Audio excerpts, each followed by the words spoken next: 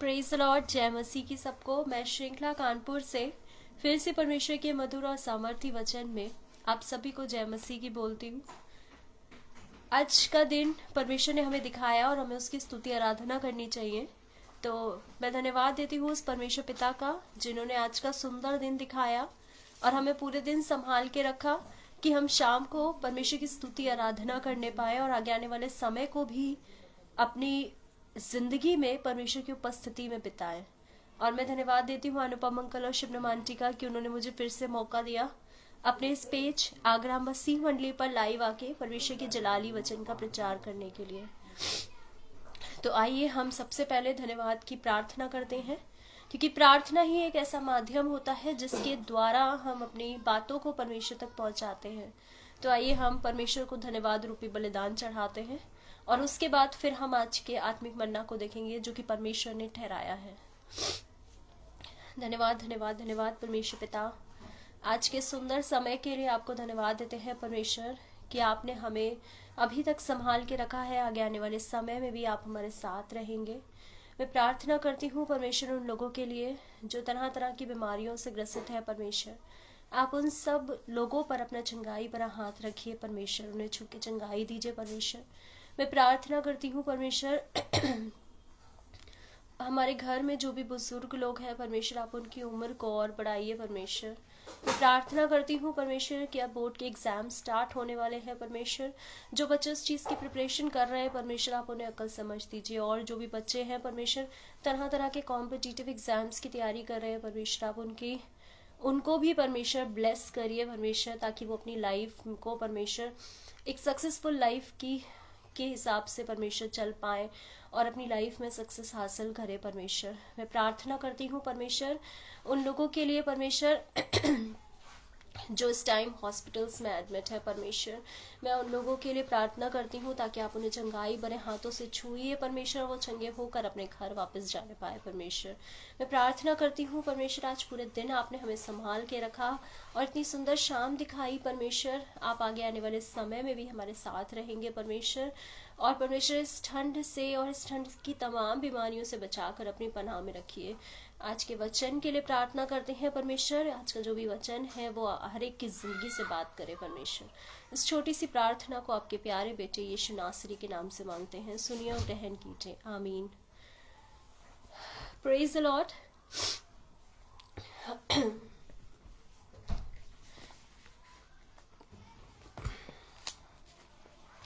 जैसा हम वचन में पढ़ते भी हैं कि भजन संहिता में लिखा है, भजनकार कहता है यहोवा स्वर्ग से दृष्टि करता है, वह सब मनुष्यों को निहारता है। तो अगर आज परमेश्वर हमें स्वर्ग से दृष्टि करके देखे तो हमें स्तुति आराधना और उसकी प्रशंसा करने वाला व्यक्ति पाए और ना कि पाप से घिरा हुआ व्यक्ति पाए। तो आइए हम एक गाने के माध्यम से परमेश्वर की स्तुति आराधना करेंगे। गिन गिन के स्तुति करूं बेशुमार तेरे दानों के लिए, गिने गिने के स्तुति करूं बेशुमार तेरे दानों के लिए। अब तक तूने संभाला मुझे अपनी बाहों में लिए हुए, अब तक तूने संभाला मुझे अपनी बाहों में लिए हुए। तेरे शत्रु का निशाना तुझ पर होगा ना सफल, तेरे शत्रु का निशाना तुझ पर होगा ना सफल। आँखों की पुतली जैसे वो रखेगा तुझे हर पल, आँखों की पुतली जैसे वो रखेगा तुझे हर पल। गिन गिन के स्तुति करूं बेशुमार तेरे दानों के लिए, अब तक तूने संभाला मुझे, अपनी बाहों में लिए हुए, अब तक तूने संभाला मुझे, अपनी बाहों में लिए हुए। आंधियां बन के आए जिंदगी के फिकर, कौन है तेरा खेवनहारा, है भरोसा तेरा किधर, कौन है तेरा खेवनहारा, है भरोसा तेरा किधर। गिन गिन के स्तुति करूं बेशुमार तेरे दानों के लिए, अब तक तूने संभाला मुझे, अपनी बाहों में लिए हुए, अब तक तूने संभाला मुझे, अपनी बाहों में लिए हुए। सच में परमेश्वर ने हमें अभी तक संभाल के रखा है, हमारा हाथ पकड़कर नहीं बल्कि हमें क्या करके अपनी बाहों में लेकर। तो आइए हम वचन के लिए प्रार्थना करते हैं और उसके बाद जो आज का आत्मिक मन्ना है उसे हम मिल बांट करके बांटेंगे और अपनी जीवन में आत्मिक उन्नति करेंगे। धन्यवाद परमेश्वर आज के समय के लिए, और मैं धन्यवाद देती हूँ परमेश्वर अनुपम अंकल और शिवनमा आंटी के लिए परमेश्वर कि उन्होंने मुझे फिर से मौका दिया अपने इस पेज आगरा मसीह मंडली पर लाइव आकर आपके जलाली और सामर्थ्य वचन का प्रचार करने के लिए। वो अपना प्रतिफल किसी भी रीति से ना खोए परमेश्वर, बल्कि और उनकी लाइफ को परमेश्वर आप ब्लेसिंग से भरिए, ताकि और लोग भी परमेश्वर को देखकर अपने जीवन को परिवर्तित करें परमेश्वर। मैं प्रार्थना करती हूँ आज का जो भी वचन है परमेश्वर वो हर एक की जिंदगी से बात करे और परमेश्वर बहुत सारे लोग अपने जीवन को परिवर्तित करें परमेश्वर। इस छोटी सी प्रार्थना को आपके प्यारे बेटे यीशु नासरी के नाम से मांगती हूँ, सुनिए और ग्रहण कीजिए, आमीन। आज का जो हमारा टॉपिक है वो है, से यीशु मसीह ने बहुत बार हमें बोला है कि तुम जगत की ज्योति हो। तो जगत की ज्योति और ज्योति में क्या क्या कैरेक्टरिस्टिक्स होती हैं ये आज हम इस टॉपिक पे देखेंगे और हम अपनी लाइफ को उससे रिलेट करेंगे, और जो भी कमियां हैं हमारी लाइफ में उसे हम क्या करेंगे, उसे हम सही करेंगे, अपने जीवन से उसको निकाल के फेंकेंगे, और जो भी अच्छी चीजें हमारी लाइफ के लिए एज ज्योति जरूरी है उन्हें हम क्या करेंगे, अपनाएंगे। जैसे हम देखते हैं यूहन्ना 8 और उसकी 12 आयत में लिखा है, यीशु ने फिर लोगों से कहा, जगत की ज्योति मैं हूं, जो मेरे पीछे हो लेगा वह अंधकार में ना चलेगा परंतु जीवन की ज्योति पाएगा। यहाँ पर यूहन्ना में परमेश्वर कहते हैं कि जगत की ज्योति कौन है, यीशु है। और उसके बाद मत्ती 5 और उसकी 14 आयत में लिखा है, तुम जगत की ज्योति हो, जो नगर पहाड़ पर बसा हुआ है वह छिप नहीं सकता।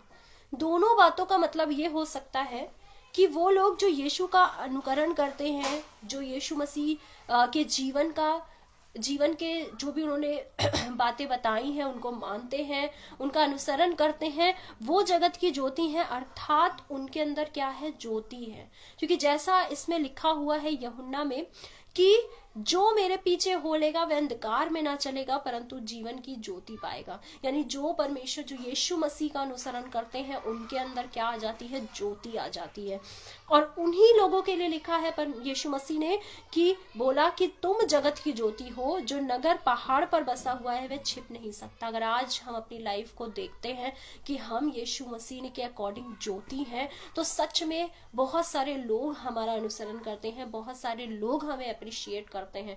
और अगर हम ज्योति को छोड़ के अंधकार में जाते हैं तो क्या होता है, हमारा जीवन भी अंधकार में हो जाता है। जैसे मैंने बताया कि इन दो बातों का मतलब हो सकता है कि वो लोग जो यीशु का अनुसरण करते हैं वो ज्योति में, अर्थात उनके जीवन में ज्योति है। और दूसरी चीज, वो लोग जो यीशु का अनुसरण नहीं करते हैं वो क्या है, अंधकार में है।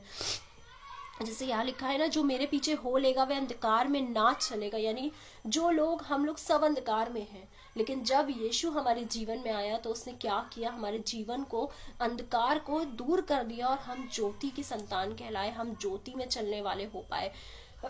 तो मैं ज्योति के करेक्टरिस्टिक्स यहाँ पे आपको, आपके सामने रखूंगी, और आप खुद इस चीज को कैलकुलेट करिएगा, देखिएगा कि आपके जीवन में भी क्या ये सब कमियां हैं। अगर है तो आपको अपनी जीवन को चेंज करने की जरूरत है। जैसे पहले करेक्टरिस्टिक्स हम देखते हैं, ज्योति का मुख्य कार्य होता है मार्ग दिखाना। ज्योति हमें क्या करती है, अगर रास्ते में कोई हर्डल्स होते हैं, कोई रुकावट होती है, तो अगर लाइट होती है, रोशनी होती है, तो हम इजीली उस रुकावट को देख पाते हैं और अपने उस रुकावट के हिसाब से कि हमें क्या करना है। अगर एक रोड है और वहां पर अंधकार है और वहां पर बहुत सारे स्पीड ब्रेकर्स हैं, तो जब आप गाड़ी चलाओ तो आपको नहीं पता चलेगा, तो ऑब्वियस है एक्सीडेंट होने के चांसेस होते हैं। लेकिन जब रोड में पूरी रोशनी हो, अंधकार ना हो, तब वो सारे जो स्पीड ब्रेकर्स हैं वो हमें इजीली विजिबल होते हैं, तो उनसे क्या होता है, हम सेफ ड्राइव कर पाते हैं। वैसे ही हमारा जीवन भी है। अगर हमारे जीवन में अंधकार है तो बहुत सारी प्रॉब्लम्स आपकी लाइफ में आएंगी जो आपको दिखाई भी नहीं देंगे, आपको इमेजिन भी नहीं हो पाएंगे, और उन सब प्रॉब्लम्स में हम धीरे धीरे फंसते चले जाएंगे। लेकिन जब हमारे जीवन में ज्योति होगी, हमारे जीवन में यीशु होगा, तो सारी प्रॉब्लम्स हमें विजिबल दिखाई देंगी, और ये भी दिखाई देगा कि जगत के अंत तक, जैसा यीशु का प्रॉमिस है कि जगत के अंत तक मैं तुम्हारे साथ हूँ, वो भी हमारे साथ रहेंगे। जैसे लिखा है वचन संहिता 119 और 119 की 105 आयत में, तेरा वचन मेरे पाँव के लिए दीपक और मेरे मार्ग के लिए उजियाला है। यानी वचन क्या है, उजियाला है, ज्योति है हमारे लिए। जब हम यीशु को अपना उद्धारकर्ता मानते हैं, तब हम इस वचन के माध्यम से क्या करते हैं, हमारे पाँव के लिए, हमारे रास्ते के लिए वो एक दीपक की तरह काम करता है। और यीशु परमेश्वर को अपना जीवन समर्पित करते हैं। तब लिखा है भजन संहिता 48 और उसकी 14 वर्स में, क्योंकि यह परमेश्वर सदा सर्वदा हमारा परमेश्वर है, वह मृत्यु तक हमारी अगुवाई करेगा। अगर हम अपने मुक्तिदाता परमेश्वर यीशु मसीह को मानते हैं, तो जगत के अंत तक वो हमारी क्या करता है, अगुवाई करता है। जगत के अंत तक वो हमारे साथ रहता है। आप खुद सोचिए, जिसकी अगुवाई परमेश्वर करे, जिसकी अगुवाई यीशु करे, तो उसकी लाइफ में तो हडल्स आएंगे, लेकिन वो क्या होंगे, परमानेंट नहीं होंगे, बल्कि टेम्परेरी समय के लिए आएंगे, कुछ समय के लिए आएंगे। जैसे लिखा है रोमियो 8:14 में, जितने लोग परमेश्वर की आत्मा के चलाए चलते हैं वे ही परमेश्वर के पुत्र हैं। यानी अगर हम परमेश्वर की बातों को मानते हैं, पवित्र आत्मा के माध्यम से चलते हैं, उनकी बातों पर चलते हैं, वचन को मानते हैं, तो हम क्या कहलाते हैं, परमेश्वर के पुत्र कहलाते हैं। क्योंकि परमेश्वर ने हमें क्या किया है, परमेश्वर ने हमें एक उद्धारकर्ता दिया है, यीशु मसीह, जो हमारी जिंदगी में आते हैं। लेकिन वो एक्सेप्ट करना, उनकी राह पर चलना, ये आपकी चॉइस है कि अभी भी आप अंधकार में हैं या आप ज्योति में हैं, ये आप डिसाइड करिए। जैसे लिखा है रोमियो 8:17 में, और यदि सनातन है तो वारिस भी, वरन परमेश्वर के वारिस और मसीह के संगी वारिस हैं, जबकि हम उसके साथ दुख उठाए कि उसके साथ महिमा भी पाए। यानी जब हम यीशु मसीह के तुल्य परमेश्वर ने हमें दर्जा दिया है, हमें वारिस कहा है, हमें पुत्र पुत्रियां कहा है, तो हम उसके साथ महिमा भी पाएंगे, हमारा महिमा में भविष्य भी होगा। सब बाइबल में पढ़ते हैं ना कि हमें यहाँ पर दुख भोगने के लिए नहीं बुलाया गया है, हमें यहाँ दुख भोगने के लिए नहीं भेजा गया है, बल्कि हमें महिमा में भविष्य के लिए भेजा गया है। अगर हम ज्योति के संतान हैं, हम परमेश्वर के वचनों पर चलते हैं, तो हम उस महिमा में भविष्य को जरूर हासिल करेंगे। लेकिन अगर हम अंधकार में चलते हैं, हम अविश्वासी हैं, हम परमेश्वर पर विश्वास नहीं करते हैं, उनकी सिखाई हुई बातों पर नहीं चलते, तो हमारा जीवन अंधकार में ही रहता है। जैसे लिखा है, सेकंड पॉइंट हम देखते हैं, रोशनी प्रतिबिंबित करती है, प्रतिबिंब बनाती है। जैसे लिखा है, जैसे आप प्रतिबिंब मतलब जब आप किसी चीज, जैसे कोई लाइट, अगर आप किसी ऑब्जेक्ट पे आप फोकस करते हैं तो वो आपको उसका प्रतिबिंब दिखाई देता है। जैसे लिखा है गलातियों 4:19 में, हे मेरे बालकों, जब तक तुम मैं मसीह का रूप ना बन जाओ, जब तक तुम में मसीह का रूप ना बन जाए। यानी हमें क्या करना है, हमें हमारा जीवन ऐसा होना चाहिए, ऐसा रिफ्लेक्ट होना चाहिए कि जो लोग हमसे जुड़े हों या जो लोग हमें जानते हों वो कहें सच में ये मसीही लोग हैं। यानी हम मसीही के करैक्टर को, हम यीशु मसीह के करैक्टर को रिफ्लेक्ट करने वाले हो पाए, हम किसी के लिए ठोकर का कारण ना बने, बल्कि एक एग्जाम्पल सेट करें कि लोग हमें देखकर अपने जीवन में जो जो उनके जीवन में गलत चीज़ें हैं, जो जो उनके जीवन में प्रॉब्लम्स हैं, परेशानियां हैं, जिनकी वजह से वो अपने जीवन में दुखी रहते हैं, वो अपने जीवन को चेंज करें, ताकि हम बहुत सारे लोगों के लिए एग्जाम्पल्स बन पाएं। ऐसा होता है रोशनी का एक करेक्टरिस्टिक्स। इसके बाद हम देखते हैं फिलिपियो 2:5 पे लिखा है, जैसा मसीह यीशु का स्वभाव था वैसे ही तुम्हारा भी स्वभाव हो। यानी हमारा स्वभाव कैसा होना चाहिए, जैसा हमारे मसीह का स्वभाव था, उसके स्वभाव को हमें रिफ्लेक्ट करने वाला होना चाहिए। इसके बाद थर्ड हम देखते हैं कि रोशनी ग्रोथ को लाती है, बढ़ोतरी को लाती है। आपने बचपन में बहुत बार पढ़ा होगा कि जब प्लांट रोशनी को लेते हैं, सूरज की रोशनी को लेते हैं तो अपना फूड बनाते हैं तो वो ग्रो करते हैं।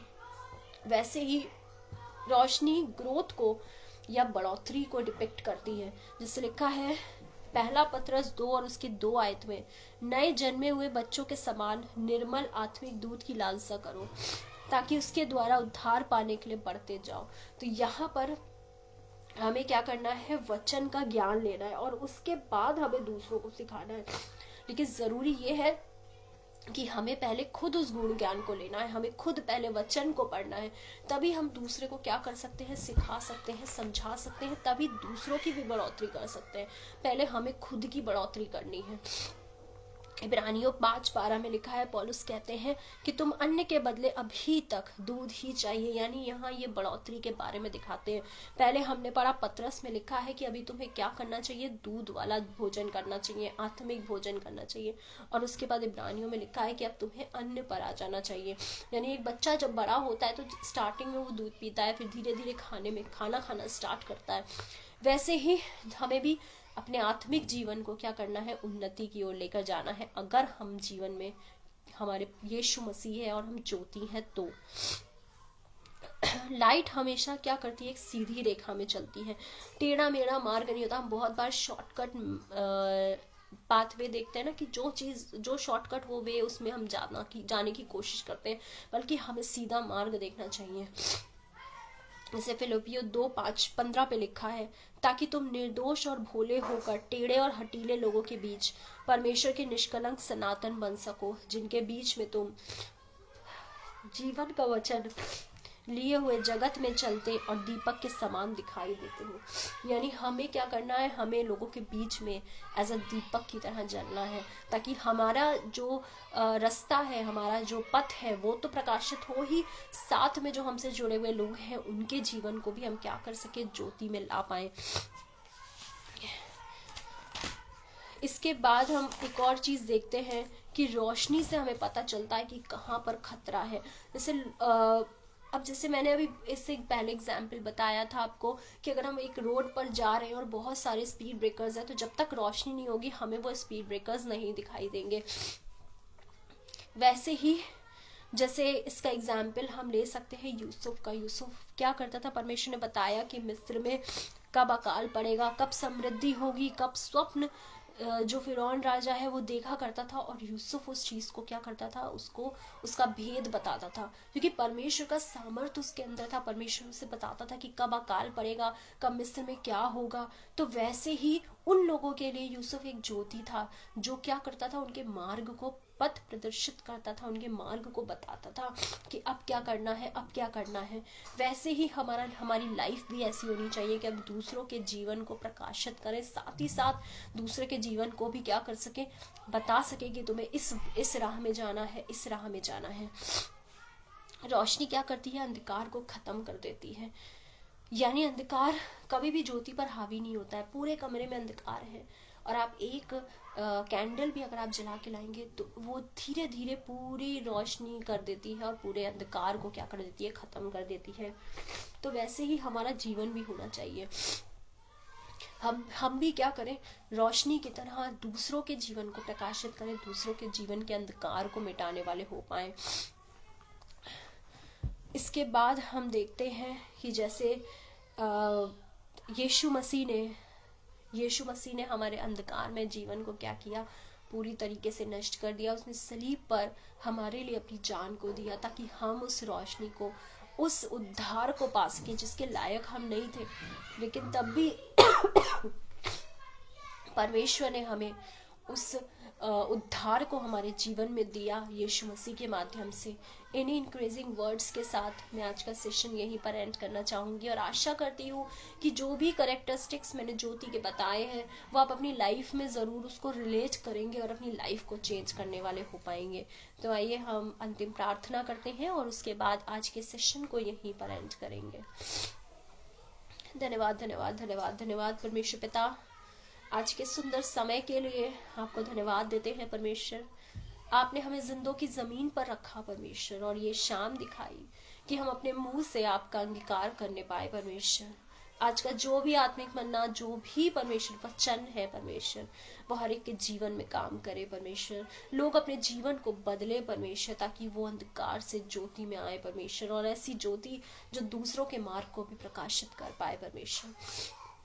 परमेश्वर मैं प्रार्थना करती हूँ जो लोग इस लाइव सेशन को देखते हैं, रिकॉर्डेड सेशन को देखते हैं, आप उन सब की लाइफ को परमेश्वर ब्लेसिंग से भर दीजिए। मैं प्रार्थना करती हूँ अनुपम अंकल और शबनम आंटी के लिए परमेश्वर, आप उनको भी बहुत ब्लेसिंग्स दीजिए परमेश्वर, ताकि वो एक ज्योति की तरह अपने जीवन को भी प्रकाशित करें और साथ ही साथ दूसरों के जीवन को भी प्रकाशित करने पाए परमेश्वर। और परमेश्वर हर एक जन के साथ हुई इस छोटी सी प्रार्थना को आपके प्यारे बेटे यीशु नासरी के नाम से मांगते हैं, सुनिए और ग्रहण कीजिए, आमीन। Praise the Lord. जय मसीह की सबको।